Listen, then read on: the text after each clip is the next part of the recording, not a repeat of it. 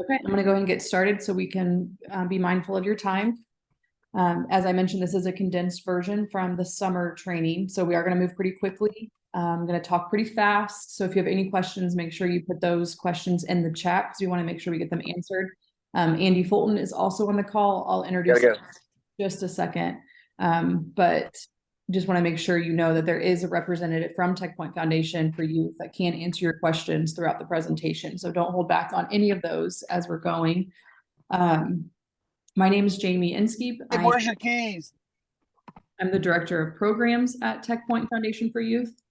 I was a teacher for 16 years before I moved over into the foundation about 2.5 years ago. I taught in IPS for over 7 years and then switched to Southern Hancock schools. And that is when I kind of got my start with STEM education. I didn't really know what STEM education was, but I was kind of in the mundane of teaching and was kind of getting burnt out and was looking for something new and different that I could pursue to kind of bring that passion back because I wasn't ready to leave the classroom, but I definitely needed something new.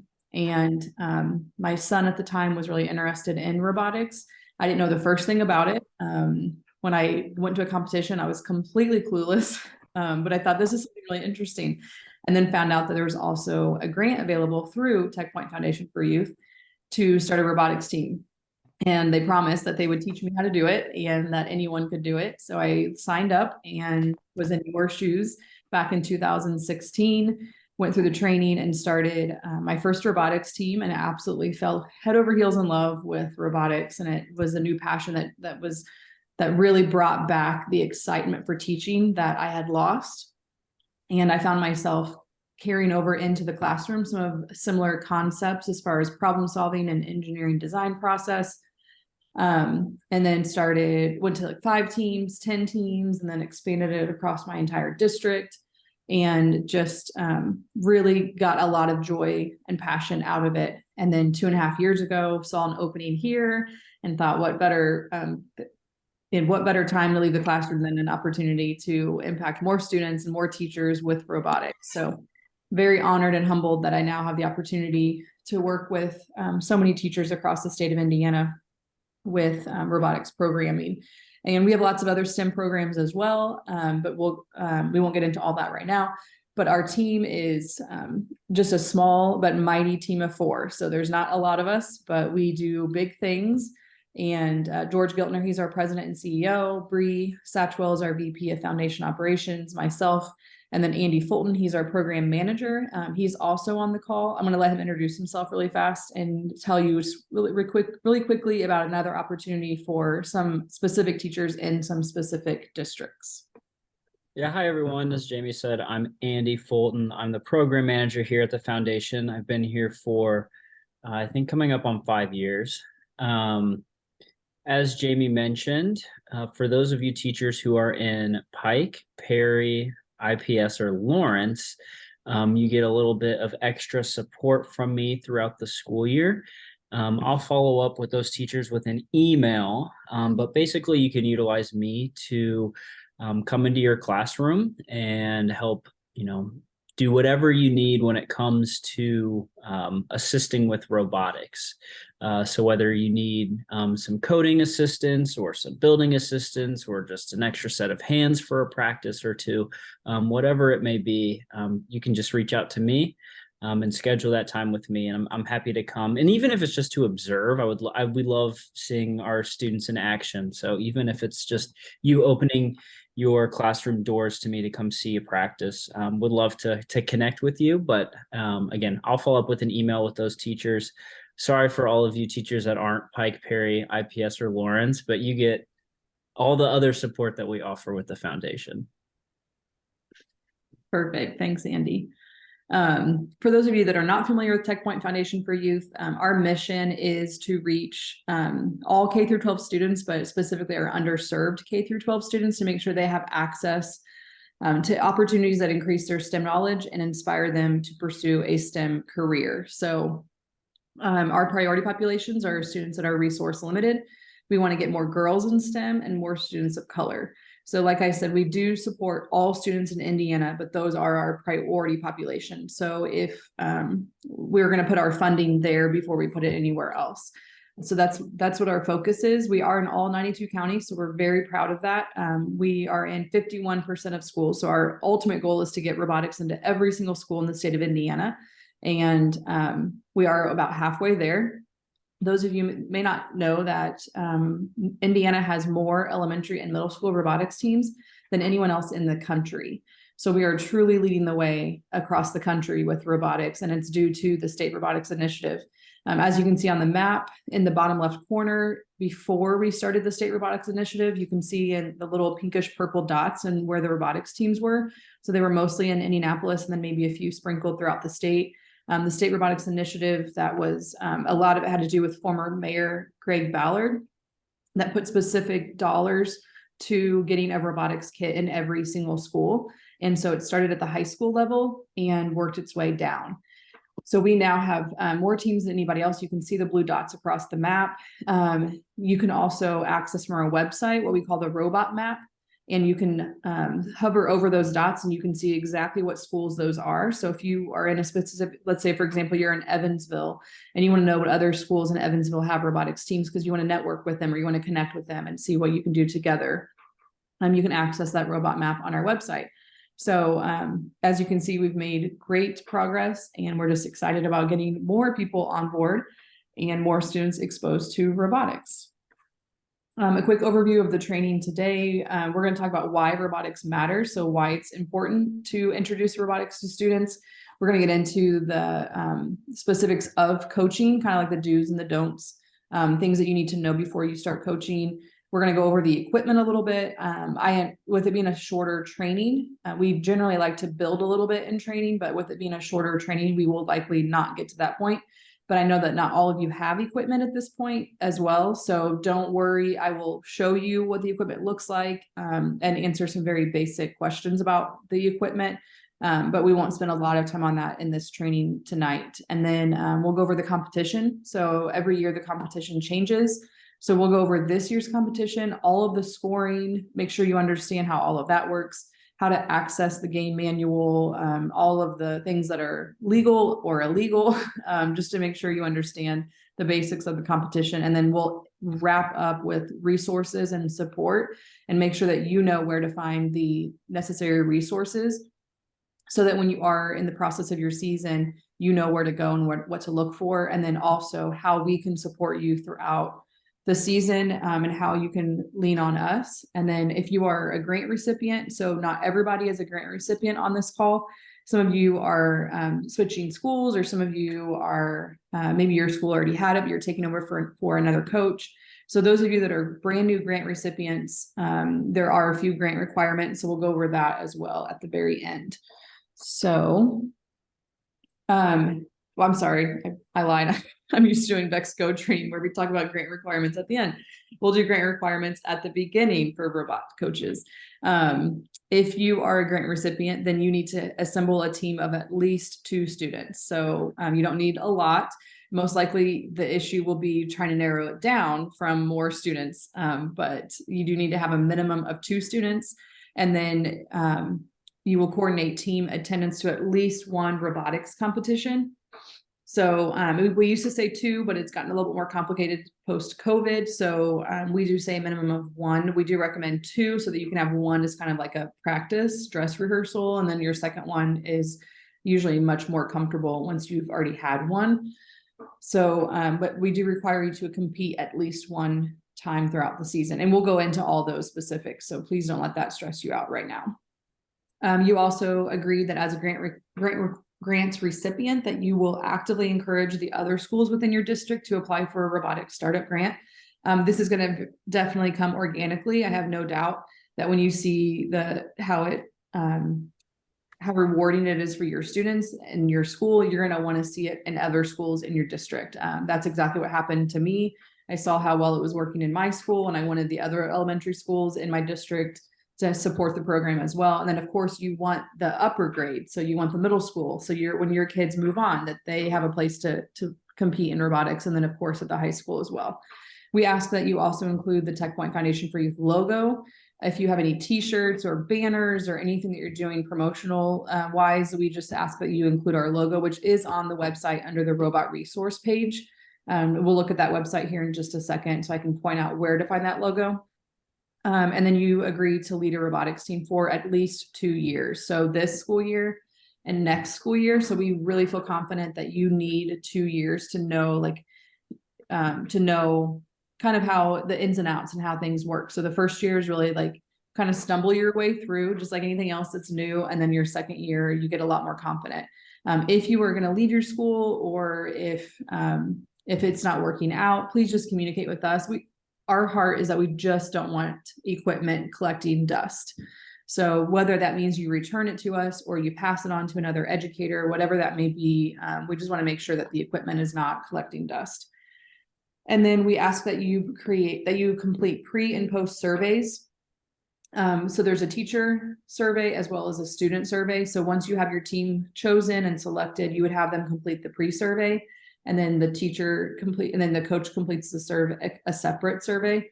This allows us to get data that we use to secure funding to get additional equipment. So it's really important for us to have these surveys completed.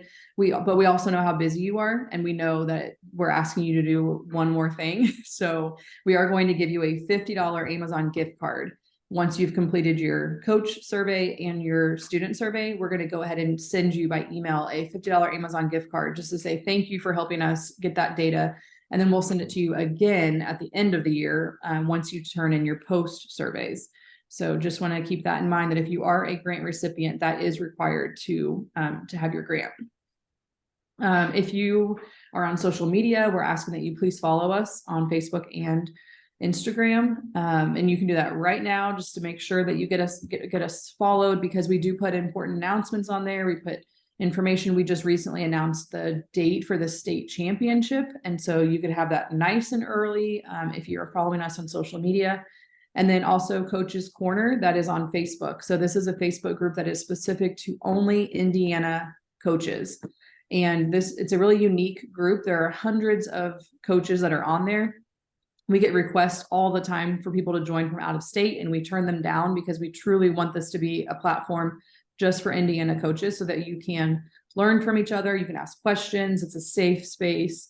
There's a lot of content there. And if you had a question about something specific, you could go there and search that topic through that. And then you could go back years worth of conversation to find an answer to whatever question you have. And if you can't find the answer, then you could ask it in that group.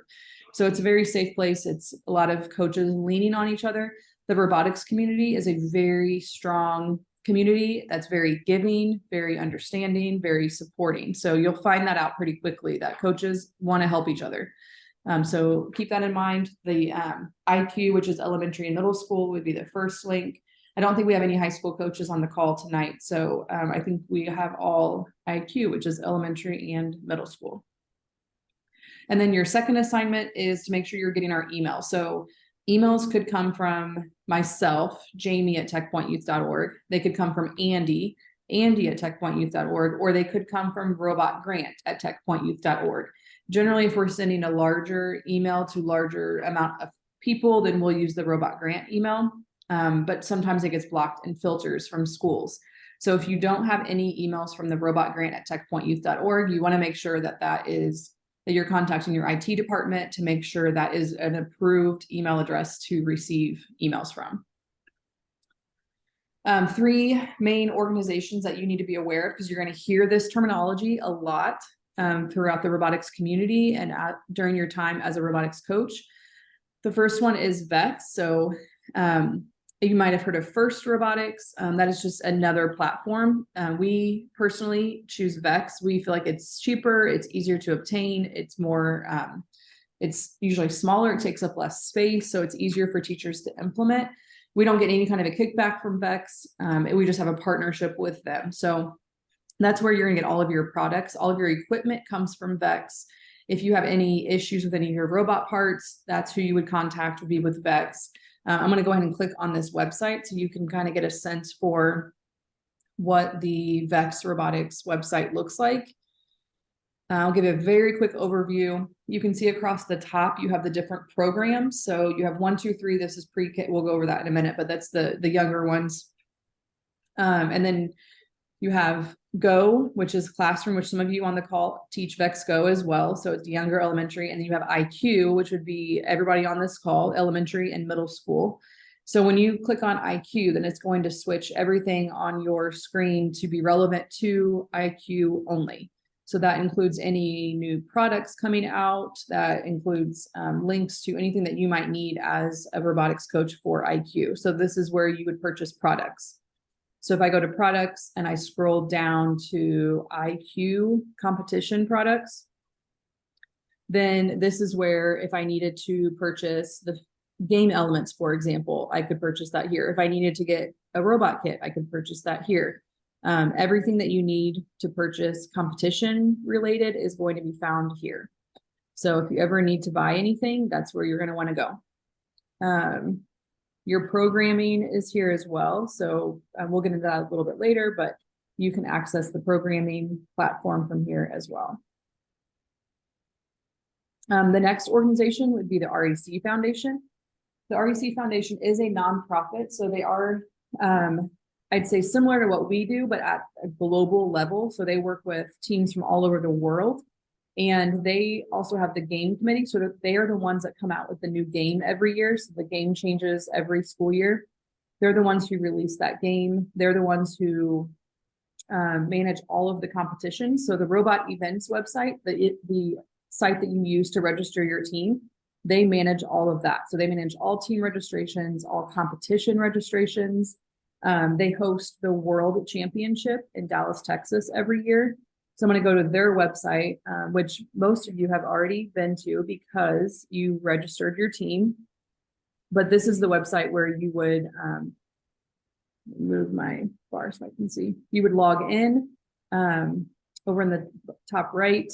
If you've never been on this website yet and you are a grant recipient, this is where you're going to go to register your team, which would be on the register button. And when you click register, that's where you begin your registration as an account on robotevents.com. If you were looking for a competition, then you're going to go here. You're going to select VEX IQ Robot Competition. And then you're going to filter this by your location. So I'm going to switch to Indiana. And our active season, or if you can see that all the seasons are listed here, but we're going to do all active seasons, event types. So I would just leave it at all types at this point because you may not know the difference between the different types of competitions, which is perfectly fine. And then now I can see everything in Indiana. Let's just say, for example, I wanted it to be Indianapolis. Then I can narrow it down by Indianapolis, and it's going to show me every competition in Indianapolis from August 24th with a max of 30 miles. So if I say the max I'm going to travel is going to be 30 miles from Indianapolis, and now I can see all the competitions that are available. So for example, here is a VIQRC, which is VEX IQ Robotics Competition, Perry Township, full volume, fall scrimmage. So scrimmage would mean that it's not going to qualify for a state position, but it's going to be a practice competition. So as a new coach, this would be a great competition to attend because it is scrimmage. Now it does say ES only, so that means it would be for elementary teams only. I can see that I don't know how many spots are available, and the date is November 18th. If I click on this event, I can see that the capacity is 20. So it looks like they may have already filled up because spots open looks like nothing. But I will say a lot of these local competitions, especially scrimmages, might let new teams on. So if you, let's say, for example, I would have to log in to get the contact information. But if I log in, then right here is going to be the event partner, and I could shoot them an email to say, I'm a new team this year. I only have one team. Is there any way I could attend your event? Sometimes they'll say no, but a lot of times they'll say yes. So don't hesitate if you are having a hard time finding a competition. Don't hesitate to reach out to the event partner and ask them if you can join them, because a lot of times they will say yes. You can see if I move down this Lawrence Township one, there's the spots open is more than 50%. So this one that's on December 9th has lots of openings. So that would be an option as well. If it says blended, then that would mean elementary and middle school together. So whether you're in elementary school or middle school, you could still compete at that competition. So that is REC Foundation. And then of course us. So we are at the Indiana level only. So we are only Indiana. And we award grants. We provide teacher training. And then coach support throughout the entire school year. So we are at your disposal. And I mean that, like, it means a lot to us when coaches reach out and you're never bothering us, because truly our heart and our passion is to make sure that we're making this as easy and fun for you as possible. So whatever we can do to help you along the way, that's what we're here for. I'm going to quickly visit our website so you can kind of get a sense for where everything is on our website. Robot grants. So this is where you could go to get a grant application turned in. I'm going to go to STEM programs, down to robotics. If I go over to the left side, there's the robot map that I was telling you about, where you can locate different schools in your area that have robotics so that you can maybe connect with someone near you. And then robot resources. And we're in the process of kind of building this out a little bit more, but this is where recordings of any past trainings and webinars are located there. Robot season resources, so anything that pertains to this year's game can be found here. These are specific to the classroom. If you are interested in being an event partner, so hosting your own competition, you can find that there. And then some support, so that would be like our links to our Facebook groups, things like that. The robot season resources is where you're going to find your logos. So your logos for marketing material, this is where you're going to find both black and white and color logos for the foundation. Okay. And this is what I was mentioning before, how there's a whole spectrum of VEX products. VEX IQ is generally grade 6+, but it's not unordinary to find a VEX team that's made up of second, third graders. So I would say really you could go down to second grade easily when it comes to IQ. The REC Foundation that we were referring to earlier, you're going to have two main contacts at the REC Foundation. So Randy Decker, he is your event engagement manager. So anything event related would be, questions would be directed to him. You can always direct your questions to me or Andy, and then we can get you to Randy. But you can kind of see listed there what he's responsible for. They have multiple states that they are responsible for, and Indiana is one of them. If you don't get a timely response, just let us know and we will help you. We work very closely with both Randy and Emily. Anything team related is going to be from they're going to reach out to Emily. Once you are registered in Robot Events, then you will start seeing emails coming from Randy and or Emily. So they're gonna give you information about events that maybe still have openings. They're gonna give you information about different opportunities through the REC Foundation, different trainings that you can attend. So just know that those are both safe people. And if you get an email from them, it's for a good reason and you should read it and not delete it. Okay, so in robotics, you have both IQ and VRC. IQ is going to be plastic pieces, elementary and middle school, and grades 1st through 8th grade. And then those are plastic pieces that are being kind of snapped together similar to Legos. The high school level, then they start transitioning to the metal pieces. So this is going to be middle school, high school, and college. So the reason why middle school is on both is because middle schools have the option to choose between the plastic IQ pieces or the metal VRC pieces. And I would say 90% of middle schools go with plastic. The grant, we only give out middle school grants with IQ, not with VRC. So just keep that in mind as well. The cost is more, obviously, and it has a bigger field. We'll look at that next.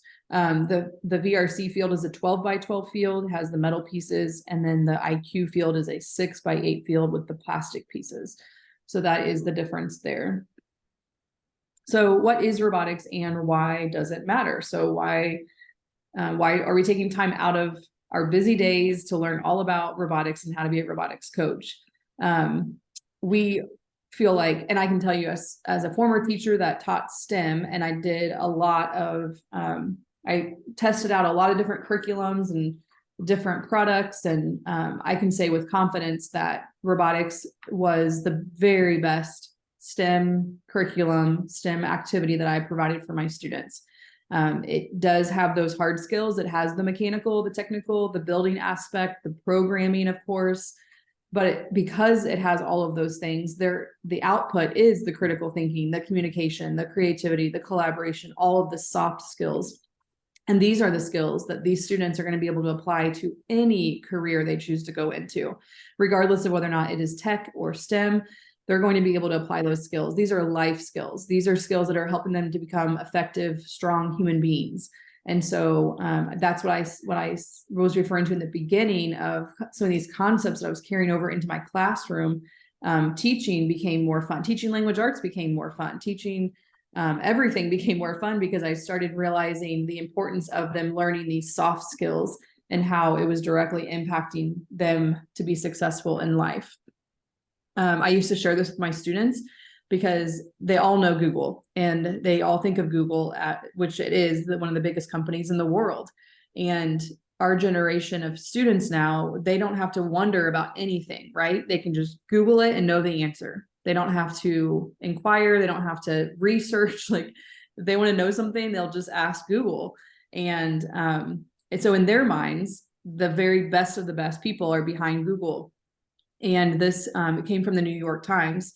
And this is straight from Google on how to get a job there. And they say that because they're so big of a company and because they have such an influence, they don't have to focus on GPAs or test scores. They can look beyond that and look at the personality of the person, look at the character of the person, and look at these soft skills. And so I think it's important for students to realize that this isn't just their teacher saying this, that is important, but a big company like Google is also saying that these are the skills that are the most valid, most important when they're pursuing a career. So usually I'd get some feedback here, but I know we're tight for time. So instead, I'll just assume that most of you are starting a robotics team because you're ready for something new. Maybe you were like me. You're getting burnout on teaching and you just need something different, something new and exciting. Maybe you have a specific group of students that are asking for this, that want this, that need this. Maybe you have a child of your own that is asking for you to start a robotics team. Maybe your principal is making you start a robotics team. So those are all possible reasons why you're here. But regardless, I can tell you with complete assurance that we're glad you're here and we are confident that you will absolutely love this journey. And not only your students, but you will also grow as a result of it. When you think about engineers, because really this is what robotics is and reinforcing is the thought of being an engineer. And when they think of engineers, and probably some of us think of engineers, we think of these types of images. We think of people that are a little bit crazy, right? That are a little bit quirky and are distracted and are maybe spending mindless, endless hours in front of a computer screen entering lines of code. So this is how a lot of students view engineers. And for that reason, a lot of them will try to stay away from this industry or stay away from robotics because they feel like it's where the nerds are, or it's just weird and it's people that are just a little bit out there. But when it comes down to it, an engineer is simply a person who solves problems. So solving a problem is something that's necessary every single day. And when it comes down to it, we want students to understand how to solve problems. And let me go back for just a second. So this is exactly, your students, they think about movie stars and they think of sports stars and they idolize these people. But we're trying to make robotics, make it as glamorous as some of those things. So we're trying to elevate robotics to the same level, if not higher than sports and movie stars, so that students can see that this is glamorous too. This is exciting. This is why we host the state championship at Lucas Oil Stadium. And this is why we have our trophies as tall as the students. because we want them to see robotics as being just as exciting as some of the other things that they idolize or look up to. And robotics attracts a lot of different students. Some of them love school, and so they want that extra time. They want to do something more challenging. They want whatever they can do to spend more time at school. But it also attracts the students that hate school, the ones that maybe are not getting enough hands-on experience, the ones that are bored during the day. They also love robotics because they can do something more hands-on. It attracts the ones that get straight A's. The ones that want, that are always hungry for more, the overachievers. But it also attracts the ones that have straight F's, the ones that are just struggling to get good grades. It attracts the ones that are struggling socially. So the ones that are finding a hard time connecting with anybody, the ones that are shy, they're in a small group. They're being forced to talk to one another because robotics encourages a ton of communication. And so they're being pushed outside of their comfort zone, but also the ones that are too social. So sometimes they do have to stop talking and they have to listen when it comes to robotics. And so it does attract those students as well. The ones that hate sports, the ones that can't find their place in a sport, they a lot of times love robotics because robotics is competitive. So they have that outlet where they can be competitive, that maybe it doesn't require them to be physically active. But it also attracts the ones that love sports because it is competitive. So the ones that like to be competitive, a lot of students that will play football and also be in robotics because they love that competitive aspect. And sometimes they just want something that's a little bit slower pace. I want to give you a couple of quick stories about my past coaching experience, just to kind of allude to these different types of students that it attracts. In the first photo on the left, the young man in the black hoodie and the black hat, this young man, he absolutely thrived in robotics. And his classroom teacher came to me at one point and said like how bad his behavior was at school and in his classroom. And I was shocked because I had never seen that out of him in robotics practices. And she was curious on how I was handling his behavior. And I'm like, I don't know what behavior you're talking about because he does great. It turns out that robotics kept him out of trouble. And so her and I were able to work together to say, you have to follow directions and do a good job, or you may not be able to participate in robotics. So I actually started doing a contract with my students, and they had a contract where they had to keep a C average on their grades. And they also had to stay out of trouble, basically. And so I would have the students sign that contract. And it was just a way that I could work with their teachers and make sure that that our program was uplifting students and encouraging them and motivating them to do the right thing. So that was a really great success story of just being able to help a student that was having a hard time with his behavior, get things where they needed to be in the classroom. And then on the right side, the student in the red hoodie with his hood up, he had 3 brothers that were all involved in sports, so very athletic. And he felt a great sense of pressure to follow in their footsteps and also pursue athletics, but he just did not like it. And he was unhappy. When we started a robotics team at the school, he decided to try it out, and he absolutely fell in love with it and found his niche. He found exactly where he belonged. He was thriving and loving it. And I'll never forget his mom coming to me in tears, because she was just so thrilled that her son had finally found his place, and that he felt such pressure to do sports, but he didn't want to do sports like his brothers. And he found his place on the robotics team. So just a couple of examples there on how it attracts different students. Some coaching ethics that you need to be aware of when you're coaching robotics is that trophies should not be your motivator. It's fun to win. It's absolutely so fun to win, but the trophies should not be your motivator, nor should you be communicating that to students. So first and foremost, we want students to have fun, and we want them to be learning something. If and when the trophies come, that's a great thing, but it should just not be the driving force of why you're doing what you're doing. And failing is okay, which I'm sure this is what you're communicating in your classroom as well. We all make mistakes. The most important thing is that you are learning from your mistakes, so that failing forward. And as you're making mistakes, you're learning from them and you're growing from them. Robotics does an amazing job of fostering that type of mentality. This is a student-run, student-built, adult organized program. And this is why it is so easy for anybody to do this, because it is very much student-run. When I completed Project Lead the Way training, when I became a teacher, a Project Lead the Way teacher, I'll never forget in the training, which was so foreign to me, they used to always say, you need to be the guide on the side, not the sage on the stage. And I remember that just feeling so foreign to me as an educator, but realizing that I'm there as a facilitator to encourage students, to keep them motivated, but it should be very much student-centered. So keep that in mind as you're coaching. No dad and mom bots, just like some projects where they come back to school and you're like, yeah, the mom definitely did that project.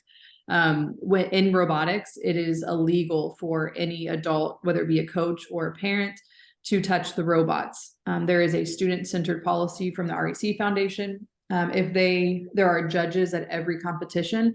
If they get any kind of inkling, or if they get any idea that adults have been touching the robot, then the students could be disqualified. So it's just really, really important that you share this message out with your parents as well, that they should not be building the robot or writing the code for the robot, because they could get disqualified. And you can imagine how devastating that would be for a team of students. And you don't need to have all the answers. Like I mentioned before, I knew nothing about robotics when I started, and I learned so much from my students along the way, from other coaches along the way. And I didn't pretend like I knew what I was doing. I would be very upfront with my students and say, I don't know what I'm doing. I'm learning right alongside of you. If they'd have questions that I couldn't answer, I would say, I don't know the answer to that, but together, let's figure it out. And we would sit down together and try to figure out the answer. So just know that it's okay. You're not expected to know all the answers. We don't expect that you're going to finish this training and be this, perfect robotics coach and know exactly how to build a robot or know exactly how to answer questions from your students. And that's not the purpose of the training. Your students are going to know how to build the robot. They're going to follow the directions from the basic robot, and then they're going to start testing it and modifying it. And you do not need to know how to build a robot. So keep that in mind. And hopefully that relieves a little bit of pressure and stress from your lives.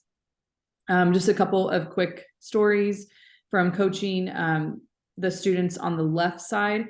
And this is what I'm talking about, the soft skills. So when they go to a competition, they are paired with an alliance partner. It's completely random. They're complete strangers. They have to come together and they have to start communicating on strategy, on how they're going to score as many points as possible together. So they're saying things like, this is what my robot can do. What can your robot do? And they're taking that information to work together to see how many points they can score together. So there might be a misconception that what you're doing is battle bots. Some of your students might even think they're signing up for battle bots. It is very much the opposite. It's very collaborative. It is competitive, but it is very collaborative, and they're actually working together, which is one of my favorite things about robotics. The one on the right, this is them working together. So this was at the World Championship a couple years ago. It was just a few minutes before the students had to go up for their next match, and they tripped over the field and dropped their robot into a ton of pieces. And you can see all the people surrounding them. There are adults that are involved, but they're just pushing pieces over to them so that they can put their robot back together. This was an amazing sight to see, everybody encouraging them and uplifting them. Of course, there were tears. The kids were devastated. But with all the encouragement and these two teams that are here are alliance partners. So they're actually helping each other out. And this is what I was saying before about the robotics community. You'll see that kids are just so quick to help out other students, because although it is competitive, it's collaborative first. And so they're not going to sabotage the other team. They want to work with them to help them as much as possible. Here is a typical season calendar. So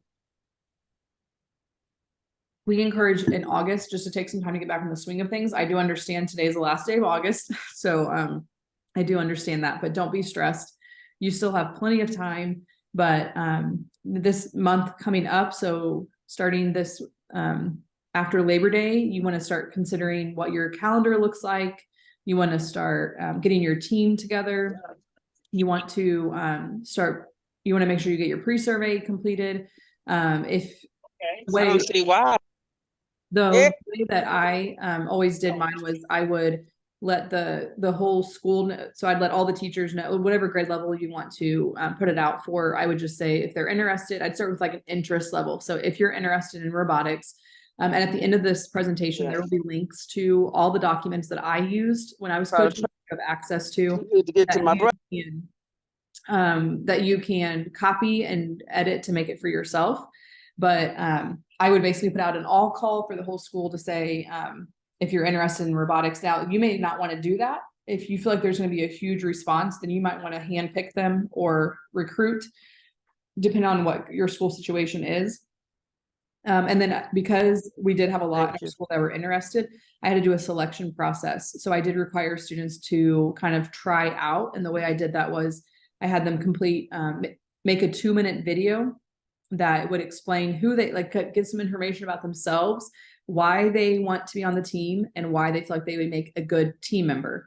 So that really helped me narrow it down based on those videos. And then I would also have them complete a teacher recommendation. So I'd have them give it to a teacher that has been, that has known them for at least a year. So they would generally go to their teacher from the year before.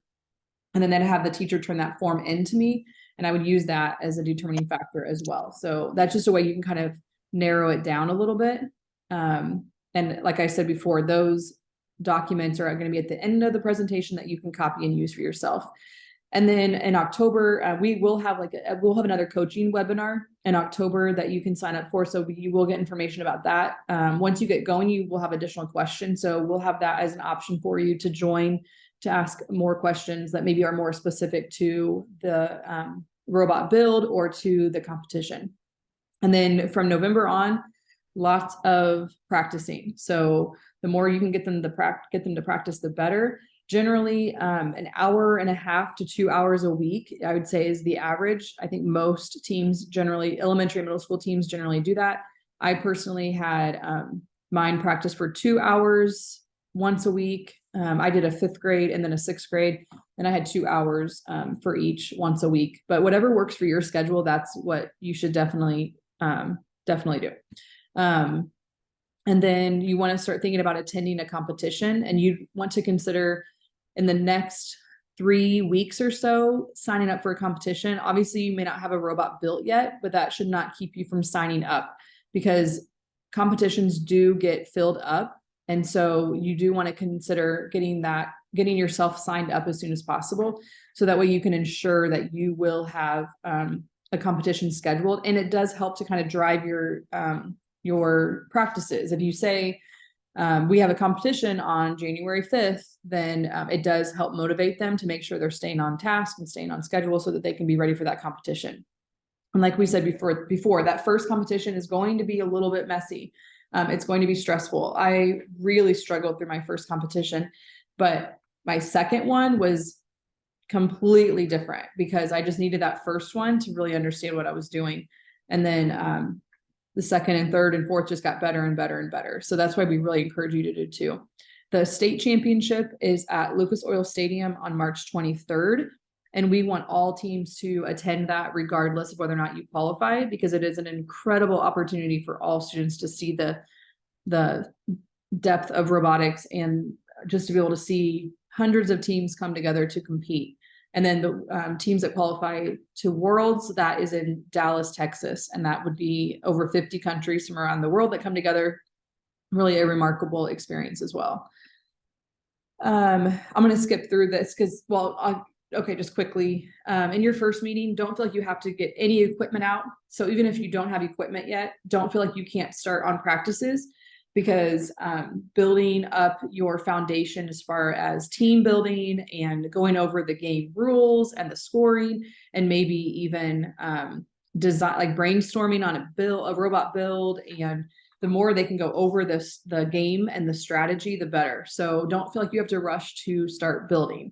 In your first meeting, we recommend no robot, no equipment. Just take some time to build your team and start strategizing on the competition.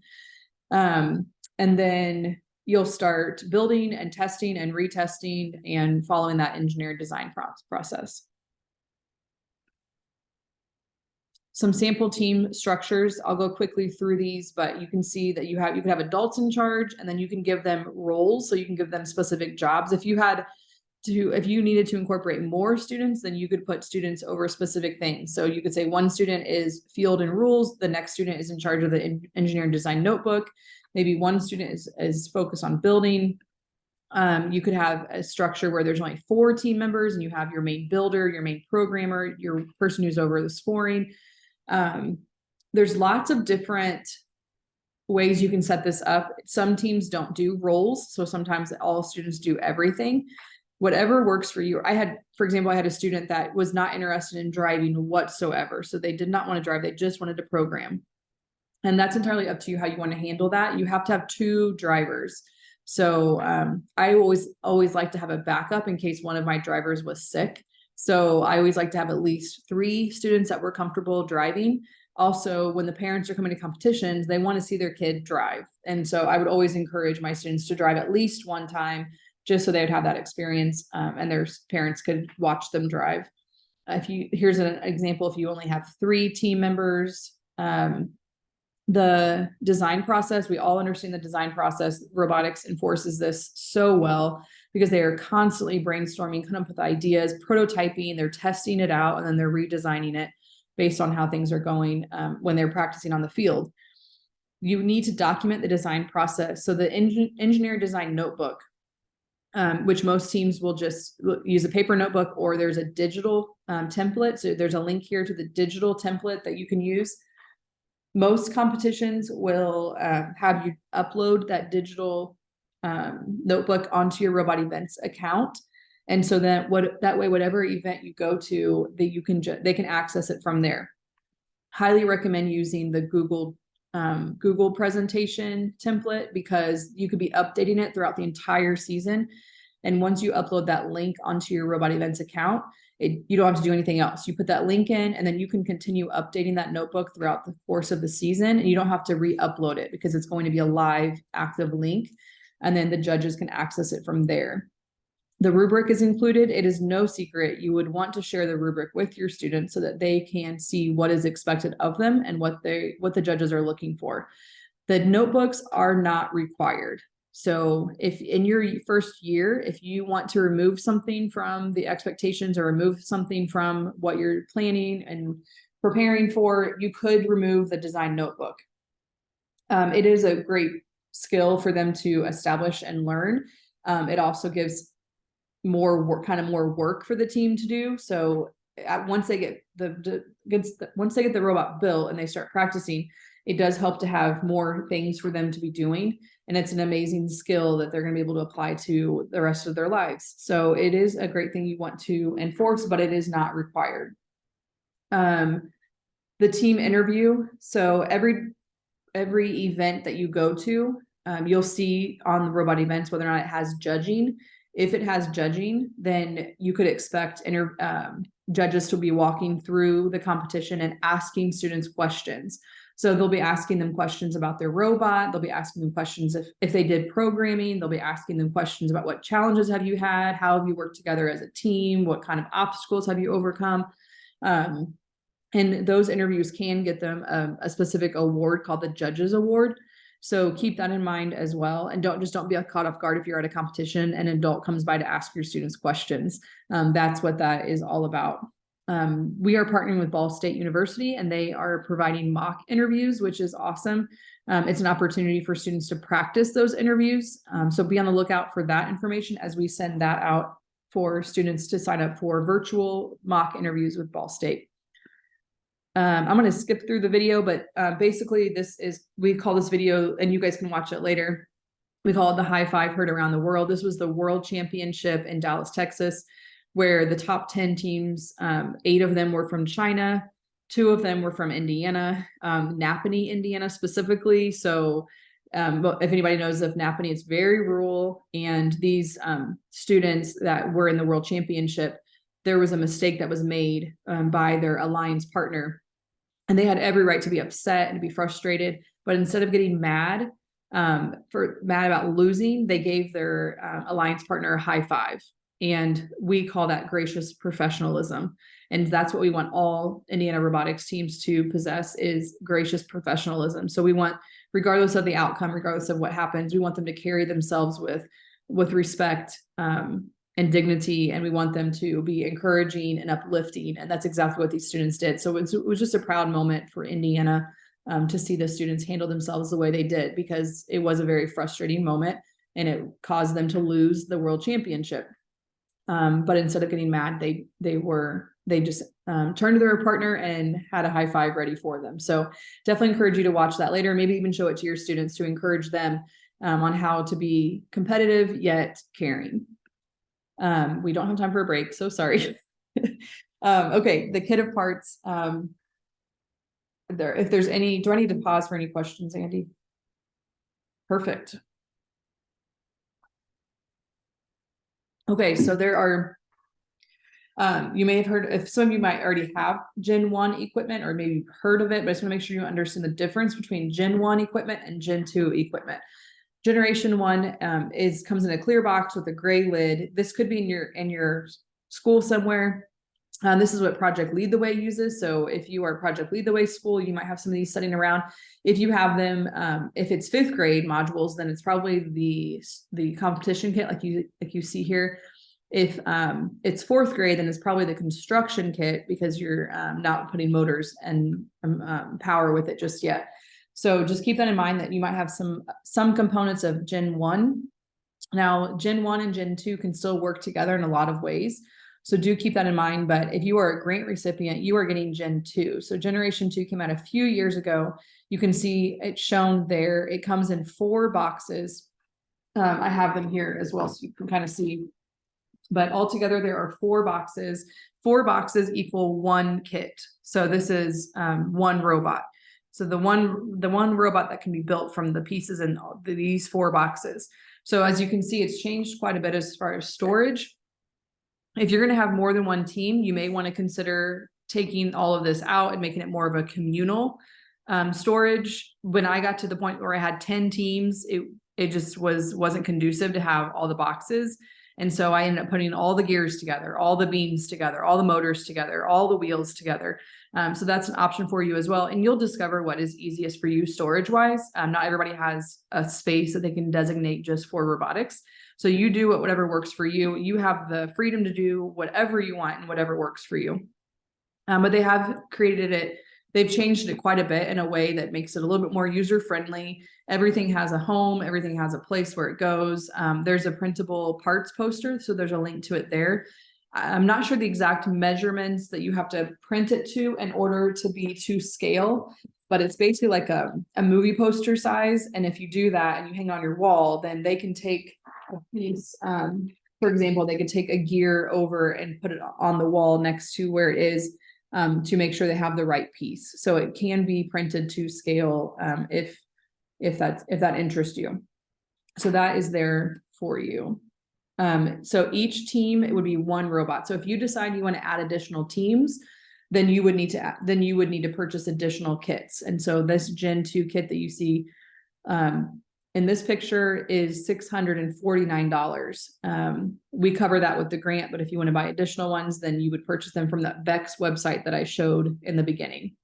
The VEX IQ controller is a lot like a Xbox controller. So even though people might think robotics is nerdy, some of your students will be really drawn to the controller, because it is very much like a gaming controller.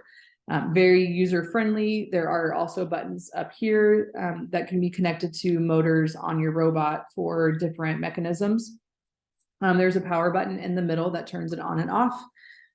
So there is your controller. And if you have your kit with you, feel free to take those items out, take a look. When it comes shipped to you, it'll be a separate box with the controller and the battery and the brain and the motors. So keep that in mind, that those are in a smaller box that you may, when you initially look at everything, you might think you don't have it, but you should find them in a smaller VEX box.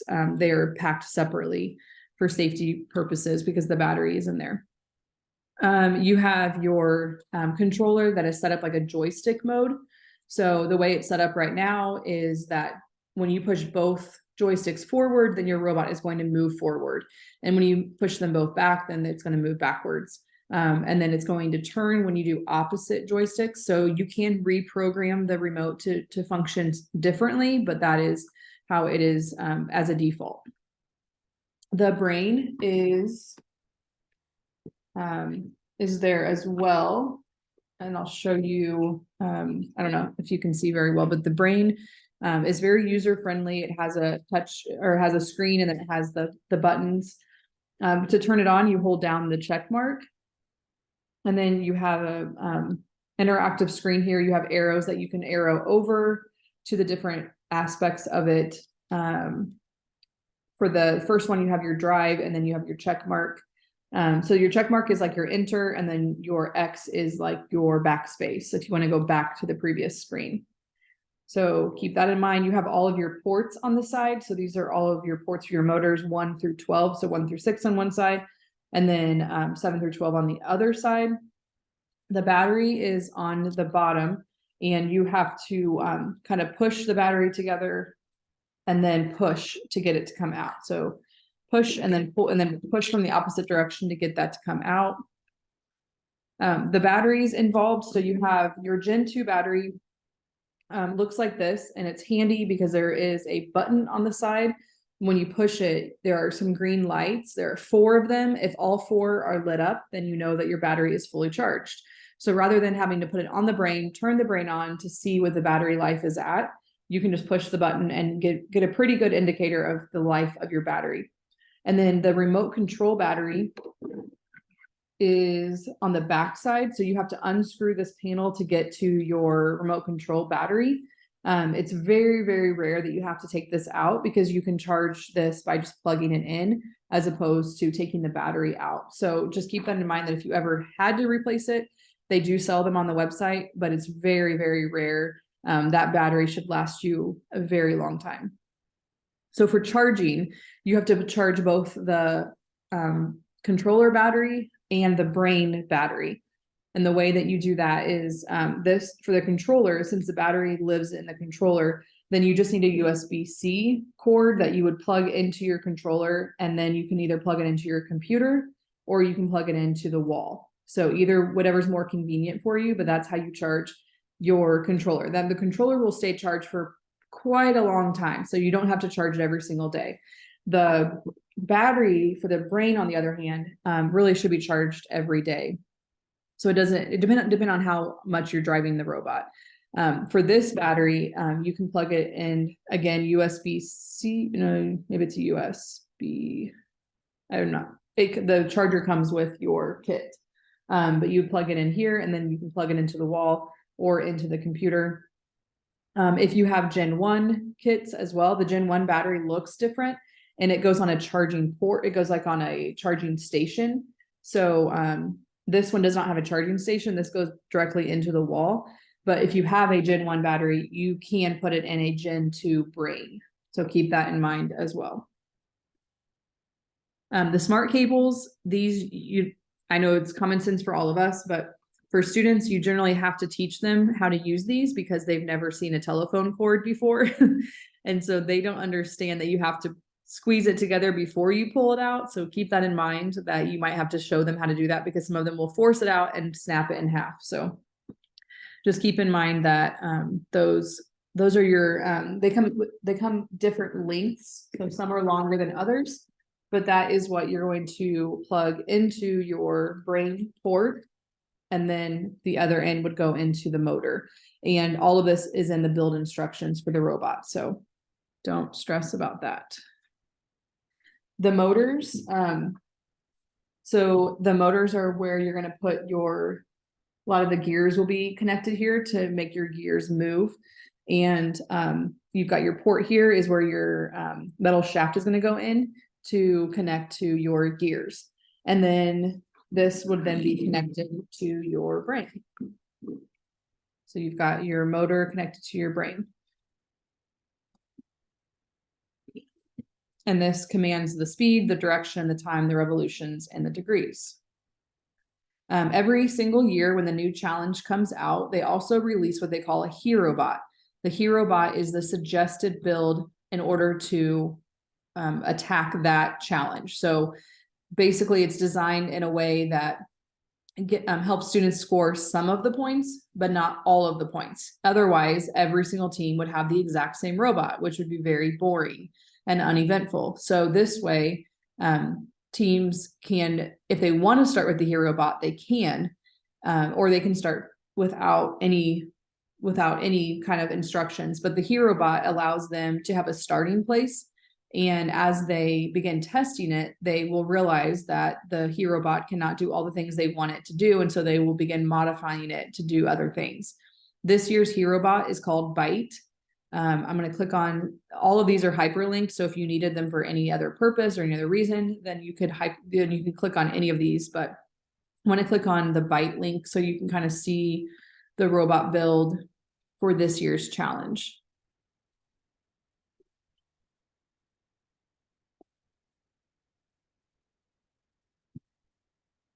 So this is a PDF version, but the directions come in either PDF or like an animated version where you could just play to the next step and it would be an animated version.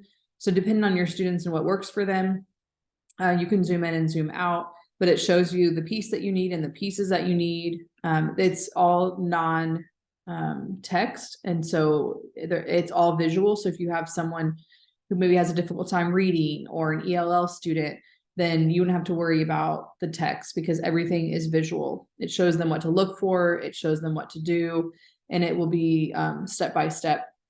You could, if they all have their own devices, you can obviously they can have them pulled up on their device, or you could print it out and have that as well. But you can see that it's a very large document because it does break it down step by step to make it easier for the students to kind of navigate through the directions and hopefully not make any mistakes as they're building, which mistakes are made, but helping them to navigate that and understand how to bounce back from that.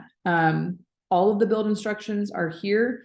I also laid out where they're at on the VEX website. So vexrobotics.com. And then you switch to IQ, like I showed you at the beginning. At the beginning, we switched to the competition products, but here you would go to downloads and then the IQ build instructions. And like I said before, you have a 3D or a PDF option, and you can zoom in as needed. I'm going to click this link so you can kind of see where you can find all of the build instructions. So all in one place. You can see that it's also broken down by second generation, first generation. There is a base bot that if you wanted to start there and just give them something to have the drivetrain, that is a great place to start. There's a speed build that we usually do in the summer training with new coaches. That would be a great thing to do with them before they get started, just to give them a sense for the kit and where everything is and how to follow the directions. And then here you have your hero bot for this year. So this is Byte. And as you can see, this is second generation. So you do need to note that if you do have older equipment, you cannot build the new hero bot with the generation 1. So you can only use generation 2 for this year's hero bot.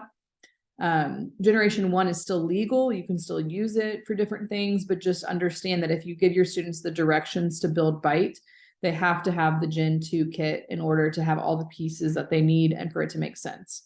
So do keep that in mind. Although Gen 1 is still acceptable and legal, you can see that we are slowly transitioning to a place where it will likely be Gen 2 only moving forward. We're not quite there yet, but just know that we are getting there. They do sell an upgrade kit. So if you do have Gen 1 and you can actually upgrade to Gen 2 without buying a whole new kit. So they do have an upgrade kit. I want to say it's $200 or $250, which is a lot of money, but cheaper than buying a brand new kit, which would be $650.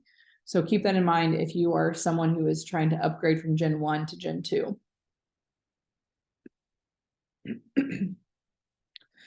When they're building, we use this with our VEX Go teachers, but it works really well with robotics coaches as well. One of our VEX Go pilot teachers gave us this, and we thought it was just so great. We wanted to pass it on to everybody. I know that when I was coaching, I would have loved to have had this in my robotics room and remind students that when they're building to think of the 4 Ps because I think it would have eliminated a lot of tears, because nothing is worse than when a student builds half a robot, realizes they made a mistake 12 steps back and have to take everything apart to get to it. So this is a great way to reinforce taking their time, slowing down, and making sure they follow the 4 Ps to have a great robot build. So number 1, position. Which way does the piece face? So remind them, get the pieces that you need, and then ask yourself, which way do I need to face them? And if it's a piece that has different sides, am I facing it the right direction? And then ask yourself, what is the placement?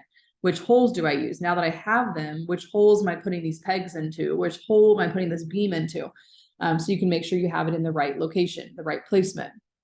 Third step would be to push the pieces together. So go ahead and do the action, execute it, put the pieces together. And then lastly, before you move on to the next step, ask yourself, is it perfect? Check to see if it looks exactly like it should in the picture. And I can tell you that there have been several times I have done some basic builds, and I find myself doing this. And on that last P, I find out that I did it wrong, and then I have to quickly switch it. But it saves me so much time if I just fix it then, as opposed to having to go back several steps. So just a great thing that you can enforce with your students, and hopefully prevent some tears that could come from having to rebuild something that they've put a lot of time into. So generally during this time, this is when we would build, but I know we are short on time. So rather than build right now, I did want to still keep this link here for you. So if you have your kit, or even if you don't, and you will likely be getting it soon, I would encourage you to take some time for yourself to build this speed build. It should only take you 20 to 30 minutes tops, but it does give you, as the leader, a good understanding of the pieces and how it works together. And then take just a few moments to drive your robot around, drive this drive base around, and just get a sense for the driving. Not because you need to know all the answers, but just because it gives you a fresh perspective and helps you understand what your students are experiencing. So I would recommend that on your own time, that you find some time to maybe put this together and drive it for a bit, just to get a sense for how it all works. Okay, this year's competition, we'll go into some specifics on what competition looks like, and then we'll talk about this year's challenge. So you'll hear it referred to as a teamwork challenge. It's called a teamwork challenge because it consists of 2 teams that are operating as an alliance to score as many points as possible. They get 1 minute in each match, and every competition, there are generally 6 to 8 matches. And in that match, the 2, when you get to a competition, and we'll walk through a competition here in a minute, but you get paired randomly with an alliance partner. And once you have that alliance partner, then you have 1 minute to work together to score as many points as possible. And then you have also a skills challenge. The robot skills challenge is when the team is working just with themselves. So you do not have an alliance partner. You still have 1 minute, but you're driving without an alliance partner. So this is an opportunity for teams to show what they can do and what they can score on their own. So very much, it's going to mirror what they're able to do in practice. So if they're in a practice and their highest score that they can do in a practice by themselves is maybe 50 points, for example, they're going to want to also do that in a competition, because that score is going to go onto the global skills standing. And that is an opportunity for teams to also qualify for the state championship. So you do want to make sure that students understand what a skills challenge is and the benefit of doing it. And I'll go over it again here in just a minute with a competition, so it'll make more sense. And then that's a driving challenge. And then also there's a programming skills challenge where they also have 1 minute, but this time they are programming it. They are not driving it. So they have designed a program ahead of time, drag and drop coding. They download it onto their robot. And then when they go to the skills challenge, they select the button to run the program, and they are not driving. So it's no controller. And so that would be a score that would be added to their global skills standing as well. At every competition, they get 3 attempts to do the robot skills challenge and 3 attempts to do the programming skills challenge. This is not required. It is completely optional, but it does give a lot more opportunity for students at a competition to drive the robot or to work on programming. So just keep that in mind as well, as you're going to competitions, that you might see skills challenge as well. When we walk through a competition here in a minute, a lot of this will make a lot more sense. So don't stress if you're feeling overwhelmed at this very moment, because we will go into it in more detail here in just a moment. Just to recap, the teamwork challenge is one alliance on one field made up of two teams. So one alliance, meaning two teams together, forming that alliance. And they have one, each one of them have one robot. So there are two robots on the field during a teamwork challenge. And they have 1 minute to do it. And they are driving with their controllers. The driver skills challenge is one team with one robot. They are driving with the remote control. And then the programming is one team with one robot. It is also 1 minute, but it is autonomous. It is not driving. So just a quick recap of the explanation on the types of matches. Here is a visual for you to get a better idea of the types of matches. So the one on the left, you can see that there are two different teams here. You can tell because they're wearing two different shirts, and on their shirts, you can see that they are from two different schools. So this is two teams that are forming one alliance, and you can see there's one remote. So the first driver is going to drive for about half the time. So around the 35 to 30 mark, they're going to pass the remote to the other teammate who's going to drive the remainder of the time. So the one teammate is going to stand and wait patiently while the other one is driving, and they're going to pass the remote off to drive the remainder of the time. So that's your teamwork challenge. The picture on the right, if you notice, there's only one team standing there. So this is not an alliance, which means this is not a teamwork challenge. This is a skills challenge. And the fact that there is no controller in their hand tells us this is a program skills challenge, not a driving skills challenge. So they do not have a remote control, which means they have programmed their robot, and they are now doing a skills match because they do not have an alliance partner. So those are your types of matches: teamwork challenge and skills challenge. Okay, competition layout. Let's kind of talk through and walk through a competition. So if you're going to a competition, the very first thing you're going to do is you're going to check in when you get there. Let them know that you're there, because a competition cannot start until every single team is present that has registered. So if for any reason you're not coming, you need to let that event partner know as soon as possible, because they're going to stall and keep that competition from starting until you are there, or they're going to be calling you, asking you where you're at so that they can start the competition. So you're going to check in, let them know that you're there. They're going to check you off, and then they're going to have you find your pit area. So the pit area is designated so that every single team has kind of a home base, a landing place. And that is where you can charge your batteries. That's where you can have, maybe you have snacks for your team there. That's where you can strategize. That's where you can make adjustments to your robot, whatever you might need. So we call that the pit area. In this case, there are two teams per table, but sometimes every team has their own table. It really just depends on the competition and how much space they have. Once you get situated and get everything dropped off, then you're going to want to go straight to inspection. So at every single competition, every robot has to be inspected. And a little bit later, I'll show you the inspection sheet so you can kind of see the regulations on a robot. So you can't just, students can't just build the biggest robot that they can, or there are certain design constraints that they have to follow when they're building their robot. So they will go to inspection. Every single competition in the entire world of VEX Robotics uses the exact same inspection sheet. So it is very, very consistent. So no matter where you go, you're going to see the exact same inspection sheet. So that's why it's important that as your students are building their robot, that they're following along with that inspection sheet to make sure that their robot is going to be to code, I guess you could say. Once they've been inspected, they'll be approved and be ready to compete. And so then everybody will gather in the gym together. So you can kind of see the pictures there. So you have a visual of what that looks like. And they will have a drivers meeting, or a team meeting, they might call it. And that team meeting, the event partner will go over the schedule, they'll go over expectations, they'll go over how things are going to be set up or laid out. Anything that you might need to know about that competition is going to be addressed in that meeting. When the meeting is over, they're gonna start running matches. So when the meeting is over, they're gonna have a list of matches for that day. As I said before, 6 to 8 matches. Every single match, your team will be randomly paired with a different alliance. And then they will then compete with that alliance. You can see the fields there in the middle. So they will, the queuing area. So a lot of times the inspection area becomes the queuing area, depending on the space.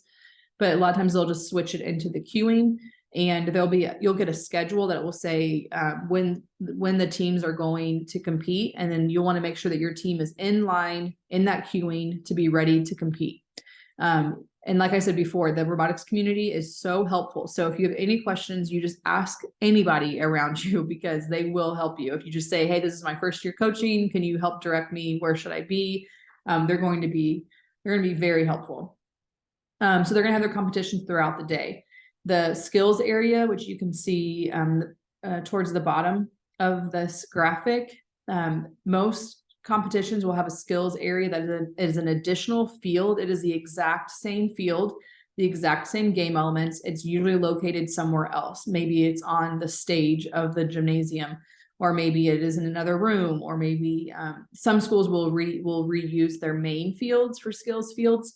And you'll see a line of students waiting to get to that field, because they have 3 attempts throughout the day. So at any point throughout the day, if they have a few extra minutes, then they can get in that line and do a skills challenge. And again, just as a reminder, they have the option of a driving skills challenge or a programming skills challenge. And that is an opportunity for them to showcase what they can do without an alliance partner. And whatever score they get goes into a global skills standing that is recorded on the Robot Events website. So you can go to the Robot Events website, filter it by Indiana, and see every single school, every single team in the state of Indiana and their score.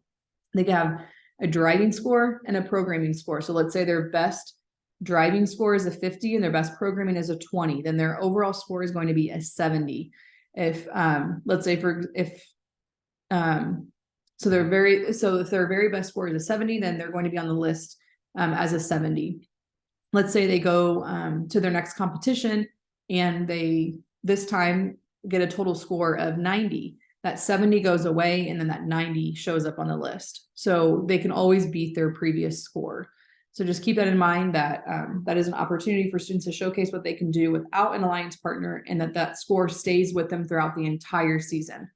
The real benefit of that score is that you can qualify for state based on that score, because at the end of the season, we have a certain number of state spots. If we have not filled them by teams that have won a match at a local competition, then we will start pulling from that skills list to find the very top scores in the state of Indiana that haven't already qualified, and we will invite those teams to the state competition. Here is an example of a competition agenda. So you can always find the agenda in Robot Events. There's an agenda tab at the bottom of the event so that you can see exactly what that layout looks like. Check-in is usually 8:30. They usually allow time for teams to arrive, get checked in, get inspected, and then they have what they usually call opening ceremonies or a driver or coaches meeting to go over everything for the competition. And then they'll start the teamwork matches. They'll usually break for lunch. A lot of schools or venues will have lunch options for you. A lot of times they'll have like pre-order pizzas that you can do. Some of them will just allow you to go get lunch and bring it back. Some of them allow you to bring your own food in. So just read through the competition agenda and read through everything in Robot Events so that you understand what that competition includes, because every event partner can run their competition a little bit different. I'd say they're very consistent, but there are some things that are different. And then also during that, you'll see it says teamwork matches, team interviews, that again, there could be opportunities for judges to come around and interview your students for an additional award called the Judges Award. If they have a notebook, then they would also review their notebook, and that could qualify them for things as well. So again, the notebook is not required, but it's a good practice to get used to doing and to get them in the routine of that. And then at the very end, you will have finals and awards. And so you have your teamwork matches that happen throughout the day.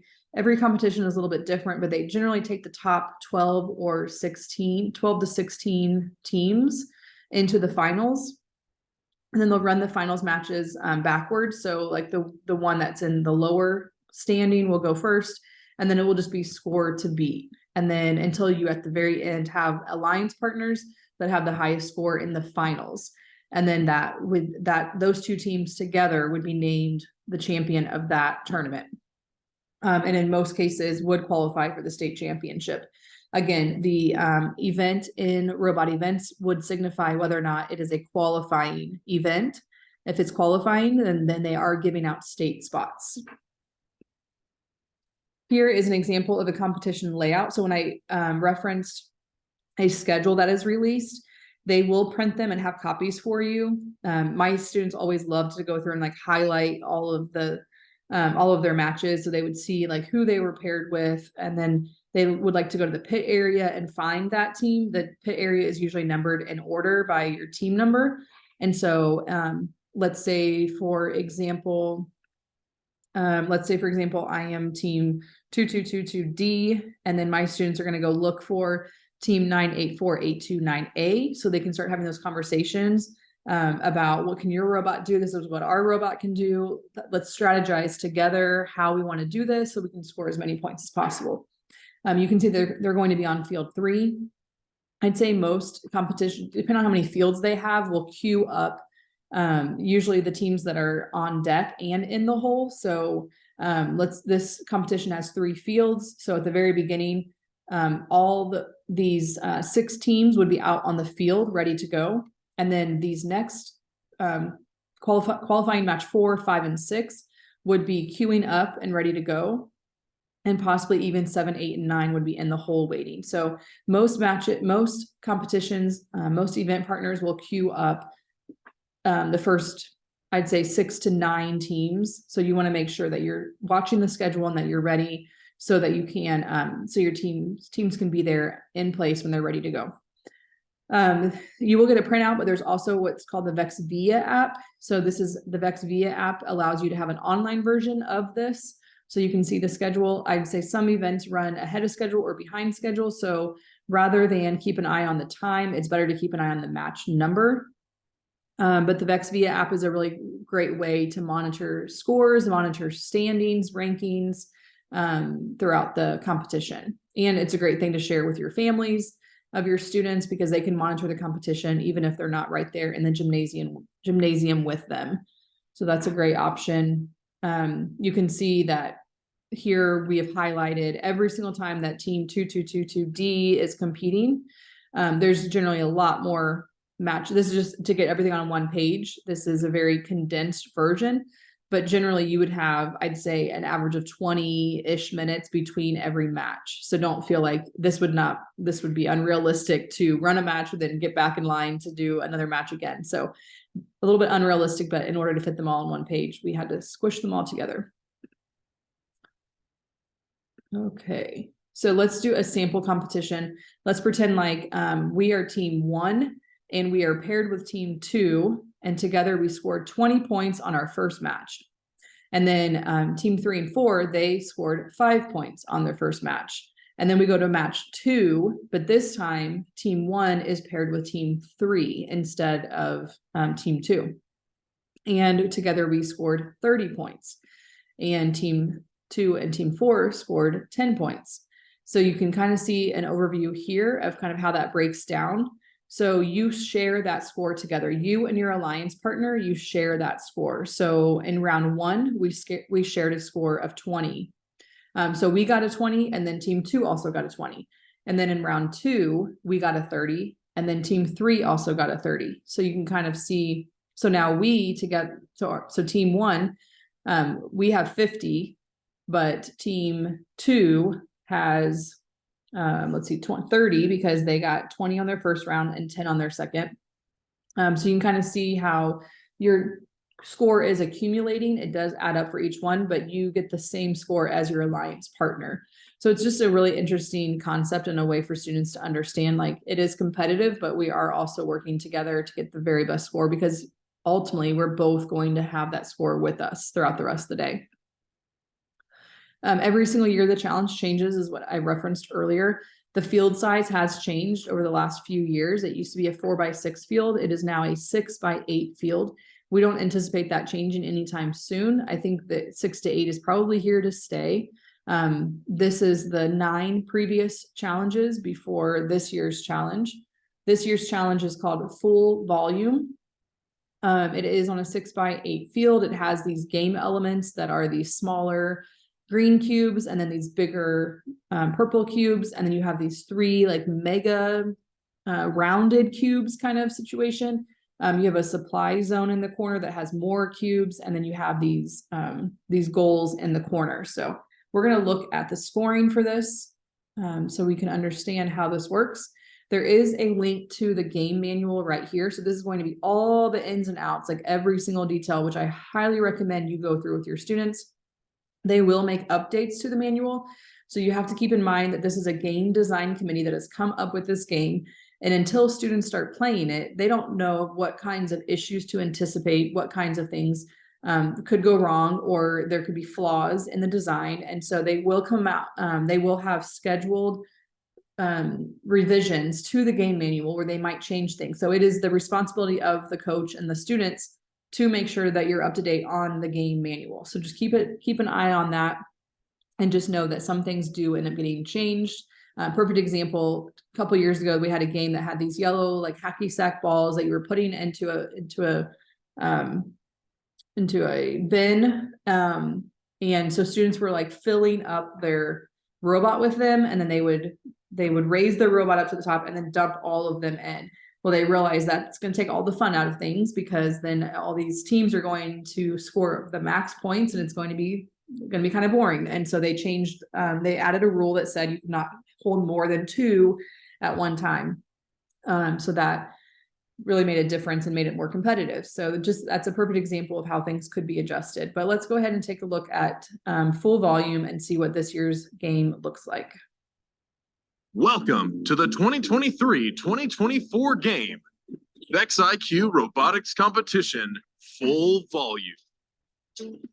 Full Volume is played on a 6-foot by 8-foot field. The field contains 3 goals, 73 blocks, and 1 supply zone. Blocks come in 3 sizes. There are 54 green blocks, 16 purple, and 3 red. 42 blocks begin on the field in predetermined locations. Red blocks begin on top of starting pegs. Each red block removed from a starting peg is worth 5 points. The remaining 31 blocks begin in the supply zone, where they will be randomly placed before each match. If an alliance is able to empty the supply zone, they will receive 20 points. Each block scored in any goal is worth 1 point. If all blocks scored in a single goal are the same type, that goal earns a uniform bonus of 10 points. Alliances can also receive a height bonus based on the highest fill level shared by all 3 goals. There are 3 fill levels: low, medium, and high, worth 10, 20, and 30 points. The differently sized blocks play a key role in planning match strategy. For example, to reach fill level 2, it can take anywhere from 1 red block to 27 green blocks. At the end of the match, robots can attempt to park in the supply zone. 5 points for each partially parked robot, 10 for each fully parked robot, and a 10-point bonus for double parking. There are 3 ways to play in the Vex IQ Robotics Competition. First, 2 teams will collaborate in 60-second teamwork challenge matches, working together to maximize their score. Both teams will receive the same points. Each of these teams consists of 2 drivers and 1 robot. One driver will operate the robot for the first half of the match, and the other driver will operate it for the second half.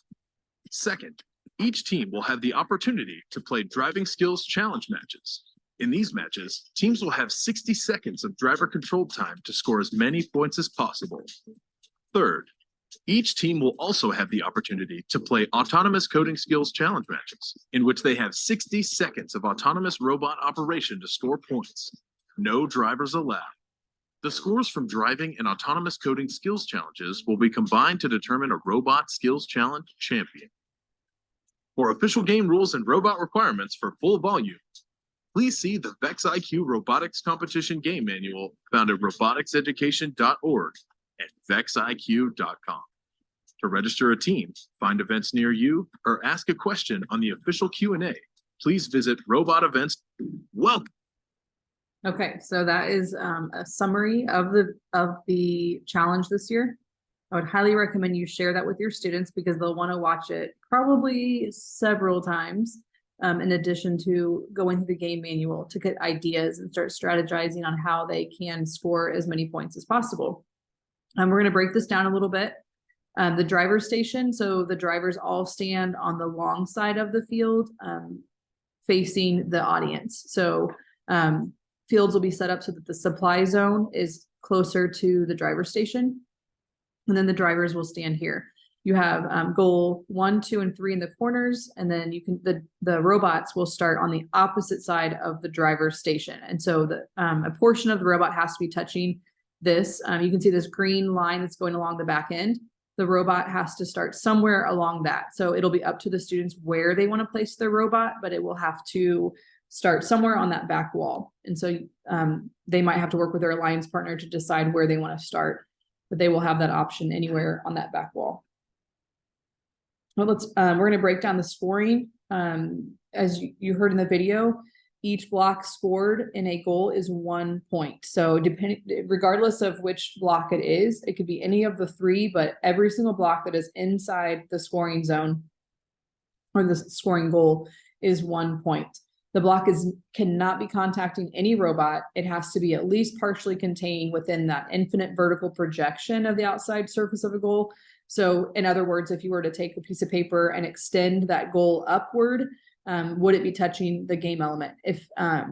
So for example, you can see in the first picture, all of that is scored. In the second picture, all of those are scored. And then in your third picture, that one is not scored because it's not contacting the floor within the goal. So they have to be still contacting the floor indirectly by touching the other game elements. So 1 point for each of those. The next way they can score points is by having a uniform goal.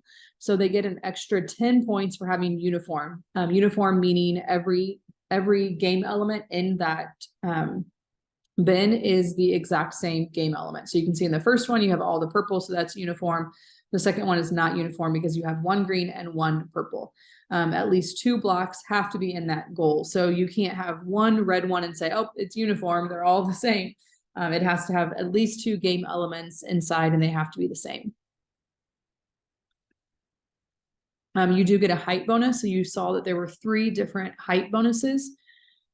So it's awarded for the highest fill level shared by all 3 goals. So if the fill levels meet the criteria for multiple heights, then only the highest of those bonuses will be awarded. So if all of them have a 1 or higher, then that's 10 points, 2 or higher is 20 points, and 3 would be 30 points. And in cases where a fill level is too close to call, teams will be given the benefit of the doubt. So generally in IQ, if things are too close to call, then they usually move to whatever gives them more points. So keep that in mind as well. In some cases, there are referees that are at the competitions that will make those calls. So thankfully, the students don't have to, and nor do the coaches.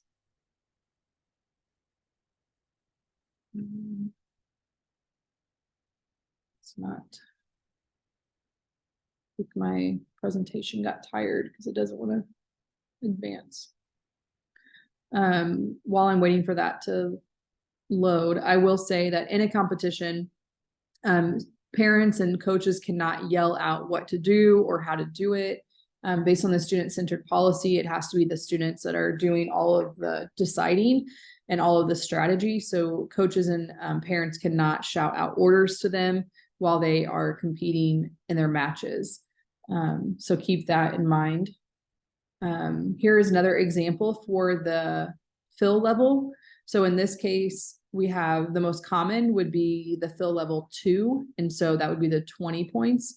And then you also, while we're looking at that, we'll also look at the total number of blocks, which is 6. So that's 1 point per block. And then the uniform, all 3 of them are above the level. All 3 of them have the exact same block. So that would be 30. So this particular scoring would be a total of 56 points. Here is another example, and this is all straight from the manual. So just know that you can always go back to this presentation, or you can look directly in the game manual to see these examples. So in this example, we see that we do have some that are uniform. So we do have a 20 there. The height bonus is 10 because you can see that all 3 of them are at different heights. And so you have to go with the lowest one, which would be the one that only has that's on the lowest level. So that would be your 10. And then the total blocks scored would be 7. So this one would be a total of 37 points. Example 3, we can see here that there's a total of 13 blocks that have been scored. The height bonus here is 20, because you can see the yellow line there above the yellow line, which is our second level. And then uniform bonus would be 10 because only one of them is uniform. Remember that the second one that only has 1 block can't be uniform because it has to have at least 2 blocks in it. So this is a total of 43 points. The next way to score is to clear the supply zone.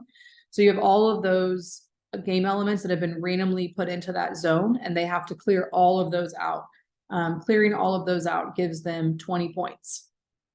If there is a robot that is still, that has a, even though the floor is cleared, you can see in the second visual, you can see that the robot is still holding one of the game elements that would still be considered inside the supply zone. So that would not count. The first picture, you can see that there is a game element that is that has a portion of it that is kind of in, it looks to me like it might be right underneath that post or that pole. And so I think that is probably because it has cleared that plane, they're considering that cleared. So keep that in mind, that there might be a little bit of a space there that could be considered cleared. The next way that you can score is to have each red block removed from the starting peg. So if you remember from the visual, there were 3, these just rest on there. So they're not locked in or anything. So they can do something as simple as ram their robot into it and it's going to fall off that peg very easily. So these are going to be the easiest points scored. And this is going to be 5 points for every red block that's been knocked off of that starting peg. So it should be a pretty basic, easy way for every team to score at least 15 points. The next one is to have a partially parked robot. So in order to have parked robots, you'd have to clear out the supply zone first. So after you've cleared out the supply zone, then you're going to try to park your robot into that supply zone for extra points. We're going to look at some examples of what that looks like. And I can tell you already, this is going to be the most challenging portion for students, is going to be getting their robot inside. It's just those PVC pipes are just enough off of the floor to make it difficult where they can't just drive over them. They're going to have to come up with a way to get over them. The first one would be considered parked because it's completely within the boundaries of the supply zone. So you almost have to imagine that on the outside of that PVC pipe that there's a plastic sheet or paper that's going up.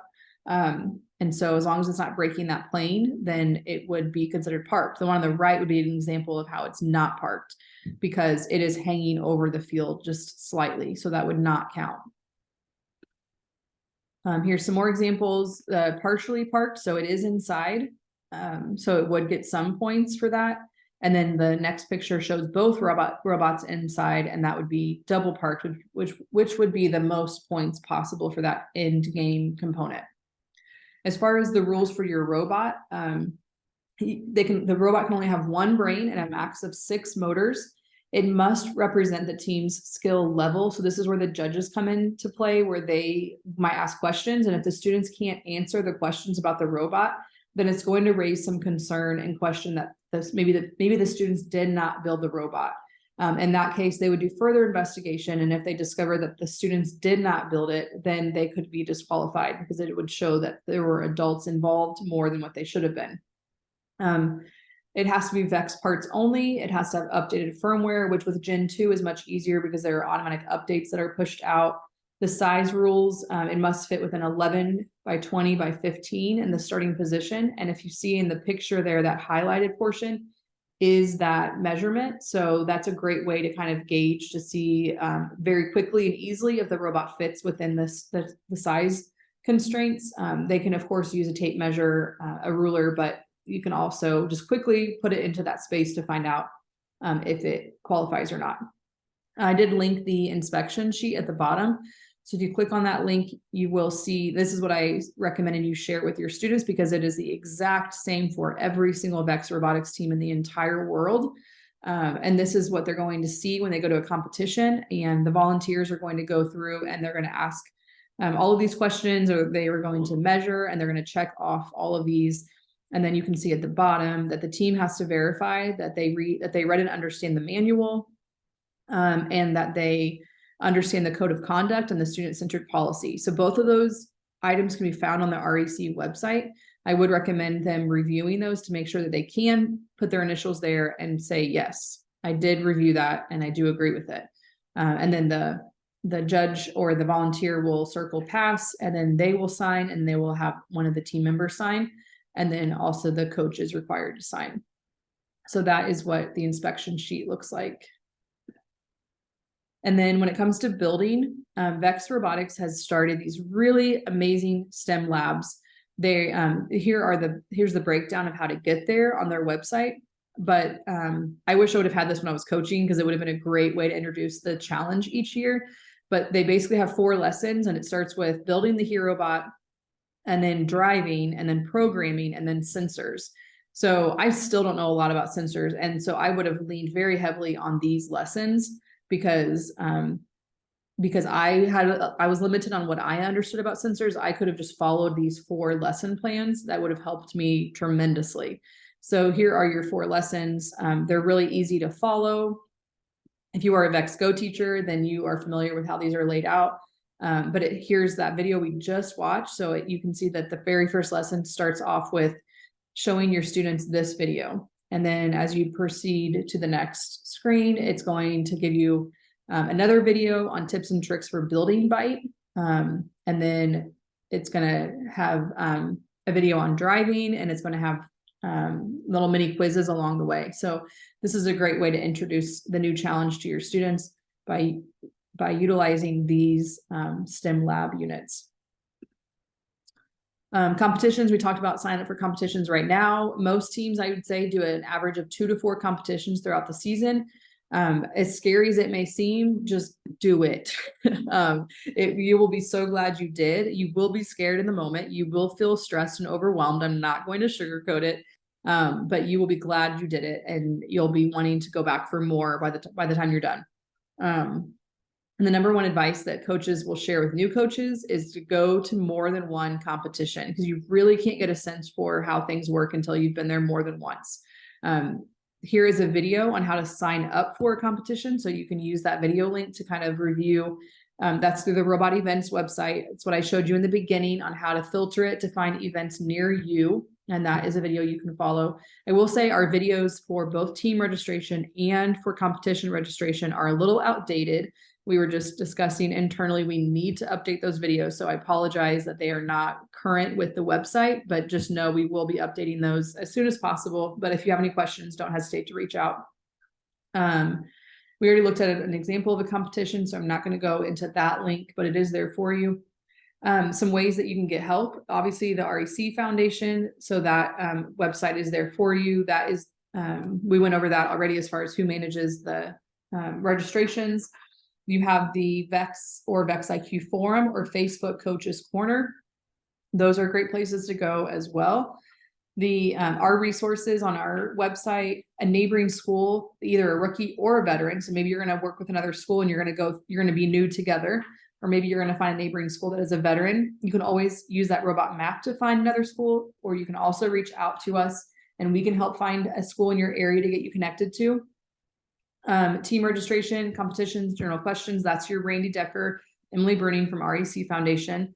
Anything VEX parts related. So if you have anything that's malfunctioning or that's broken, you're going to use that phone number or that email to reach out to them.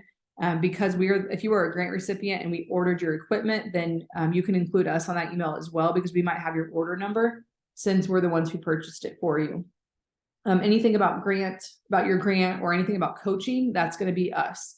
So you can reach out to us for anything grant related or anything coaching related. If you ever want us to come, I know Andy is specific to 4 districts. That was Perry, Pike, Lawrence, and IPS. But if there's anything specific that you need from us, we are here to support you. We want this to be fun for you. We want this to be easy for you, engaging for you. So whatever we can do to help you, please let us know, because we truly do want to help you. You are not bothering us. Some additional resources is we have some previous VEX IQ coaches trainings, some that were more advanced that we did after the new coaches training. So there are some YouTube links there for you that you can go back and watch. There are some that are specific to fundraising, for example, some that are specific to programming, some that are specific to game strategy, things like that. So if you want to access any of those, you can use that direct YouTube link. You can also find them on our robot resource page.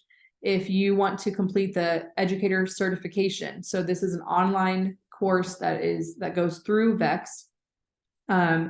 It will give you all the ins and outs of the new challenge. If you want to be more knowledgeable about it, if you like digital badges to put on your email signature, this would be for you. It's going to take you several hours, so please anticipate that. It's going to have quizzes along the way.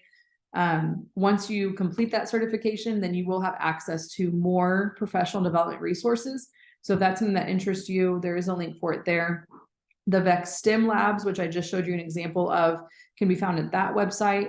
We also have I told you about the Ball State mock interviews, but we also partner with Purdue.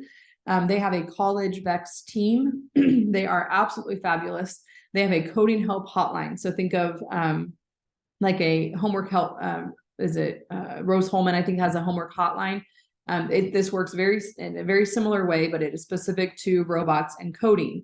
And we will be sending out information about that. So be on the lookout for that. And then you just simply sign up for a time. It's a Zoom call, and you get to have a Zoom call with your students can set up a Zoom call with Purdue robot students, and we'll answer all of their questions. So it's an amazing resource where you don't have to have all the answers, but you can direct them to college students who do, and they are trained in a way that they will not give them the answers, but they will help guide them and direct them to make sure that it is student-centered and that they are learning along the way.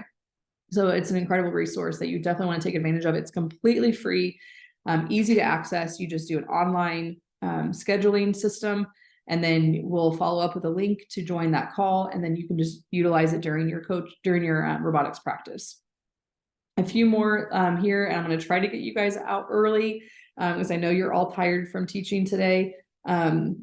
This is what I was telling you about as far as what I did for tryout requirements. This has the announcement that, if you're interested in robotics, it has what all is required. If you want to be on the robotics team, it also has the teacher recommendation form that you can make a copy and make it your own, that I required students to get completed and turn back in. This next link is the team requirements. So this is what I charge my students a little bit of money to cover the cost of the t-shirt, to cover the cost of our competitions that we went to. The grant covers your team registration, but the grant does not cover your competition that you attend throughout the season, which is generally an average of $50 for your entire team. So not per student, but for your whole team. So if you ask each student to pay $10, $15, $20, and that's easily going to cover that.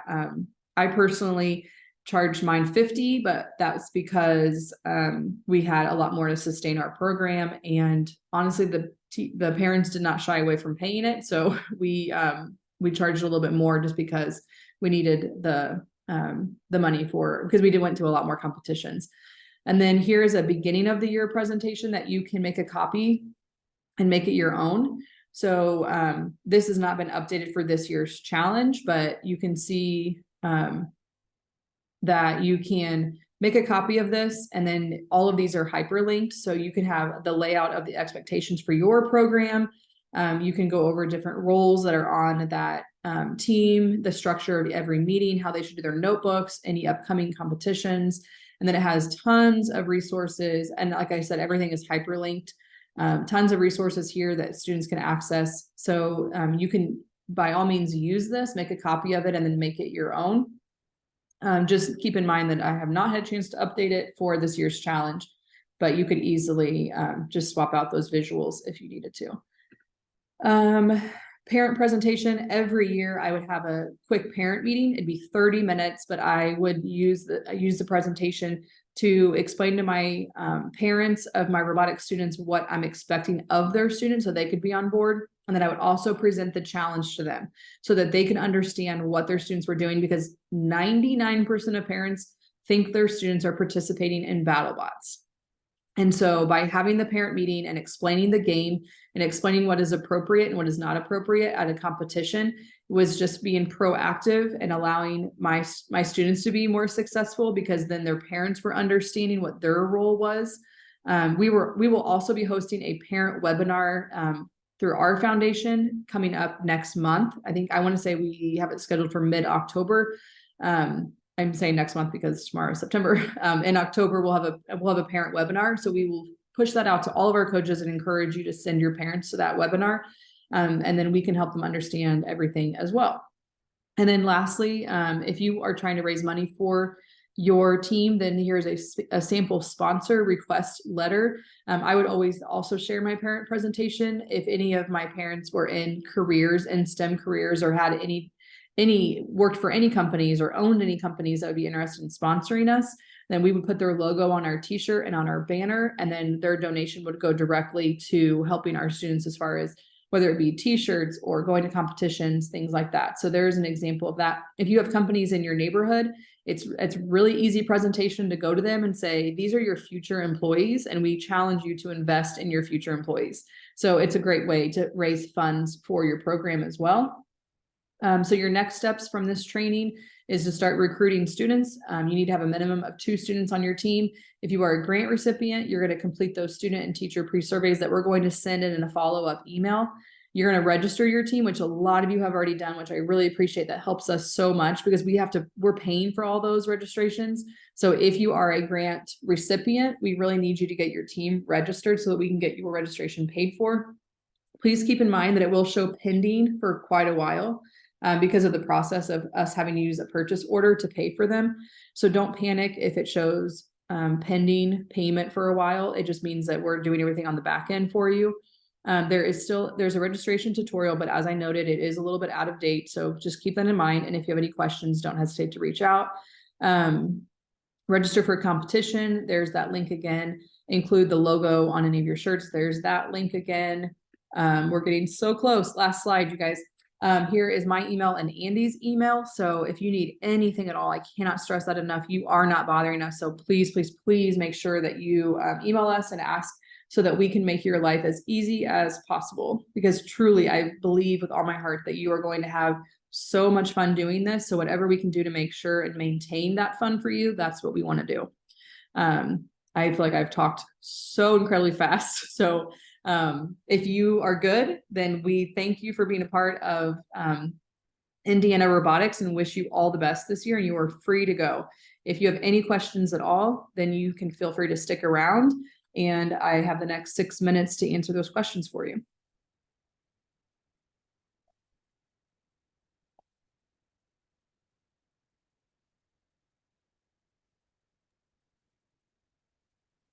I have a question. Yeah, go for it. Okay, so I was one of those people who principal was like, who wants to do this?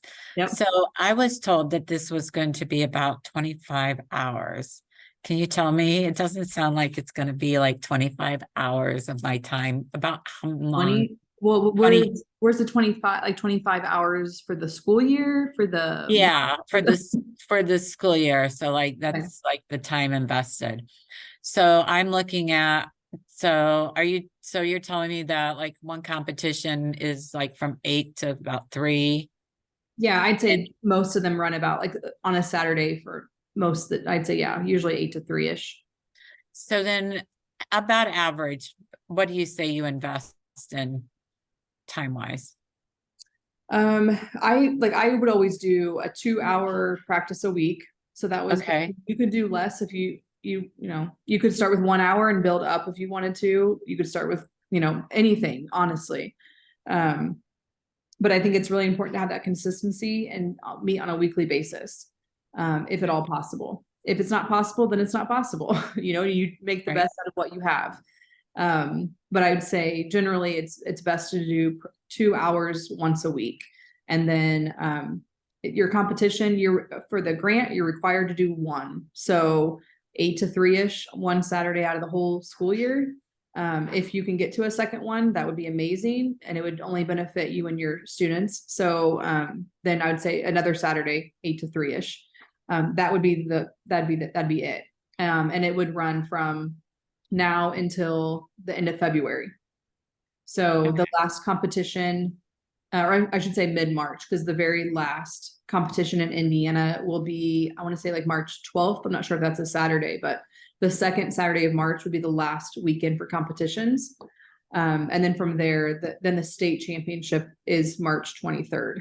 And then the world championship is in April. So if you don't qualify for those things, then your season is over at the end of February, beginning of March. Okay. And do you have, like, is there a storage for like the bigger pieces that you guys or do you just buy like bins to put your stuff in? Yeah, it just depends on what your preference is. So a lot of teams will just keep theirs in the blue bins that it comes in as far as the robot kit. As far Like as the bigger pieces? Yeah, so everything for the robot fits in these 4 boxes. So that's everything for one robot will fit in these 4 boxes. As far as the field and game elements, Right. if you have a space that you can keep those in your school, that would be the most ideal. Me personally, when I first started out, I didn't have that space, so I had to set up and tear down every time I had a robotics practice. I had my kids do it because why not?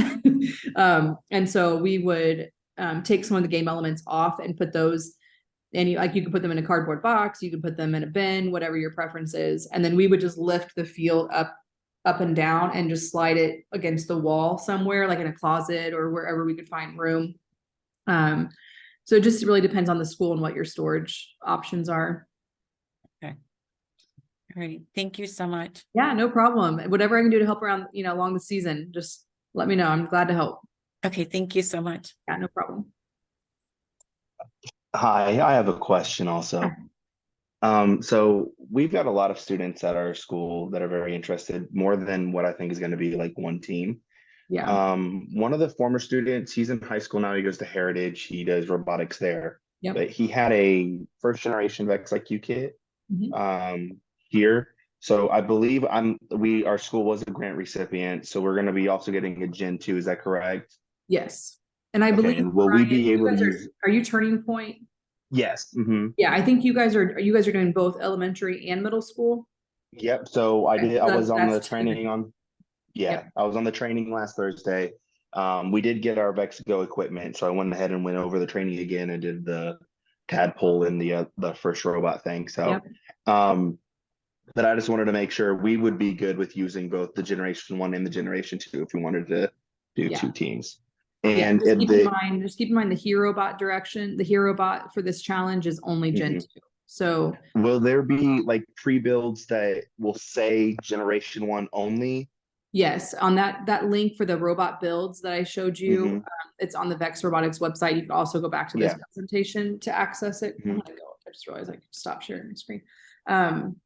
That is it's going to signify whether it's Gen 1 or Gen 2 or either. Okay. So just pay attention to what you're clicking on because it'll say like Gen 1 directions or Gen 2 directions. Okay. Robot.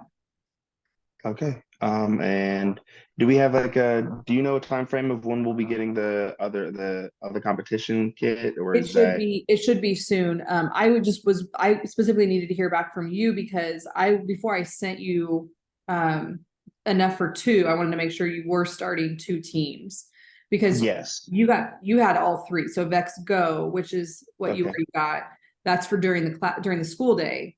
but Yep. then you also got the elementary and the middle school. So you could start 2 after-school robotics. Yep. teams.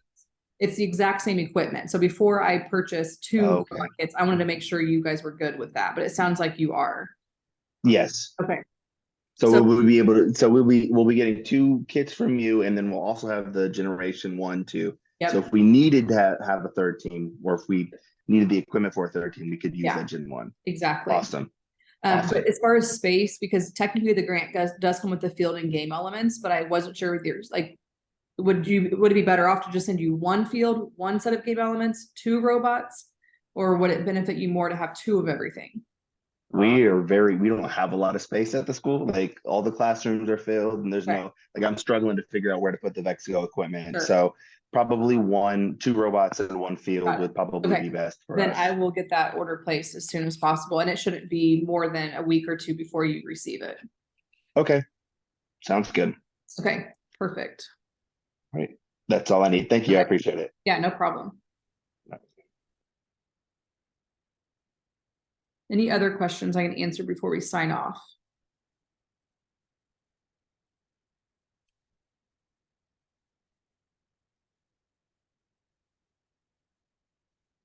Cassidy, are you talking to me? Okay. Okay. See ya.